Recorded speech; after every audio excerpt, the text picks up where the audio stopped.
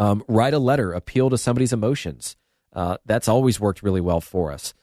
Give them a compliment about their house. Tell them how you intend on living in their house. When I bought my house, by the way, in Mount Pleasant, which was from a for sale by owner, she made me like stare at her in her eyes and say, please promise me that you are not here to flip this house.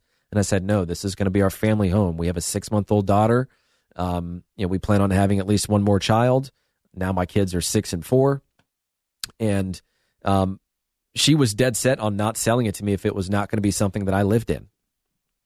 And so, just understanding the emotions that people go through throughout this process, there's no such thing as a stress-free transaction. And you would think that from a seller's perspective, because the deck is stacked so heavily in favor of sellers that it reduces stress. Let's be honest, moving is stressful. It just is.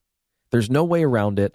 The best thing we can do is be incredibly good at customer service, help you understand what's going to happen before it happens, handle things for you. We've got a closing coordinator that takes care of everything once a contract is signed, so you don't have to do any of that heavy lifting. We do everything from coordinating between lenders, inspectors, attorneys, appraisers, contractors. We'll call moving companies for you. If you sell and buy a home with us, we pay your moving expenses, so that's already done.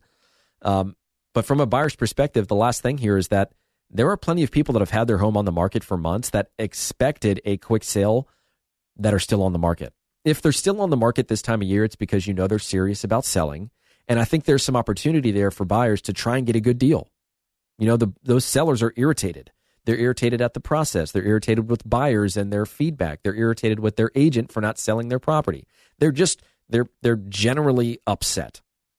And if they're still on the market, then there's your opportunity. Look for the properties that have been on the market for a while, especially those that haven't reduced their price. If they haven't reduced their price and they haven't sold, then it's pretty reasonable to assume they're overpriced, which gives you even more room to negotiate. So when we come back, we're going to talk just a little bit about selling in the winter. Stick around for more of the Brian Beatty Real Estate Show on the Big Talker, 1250 WTMA and WTMA.com.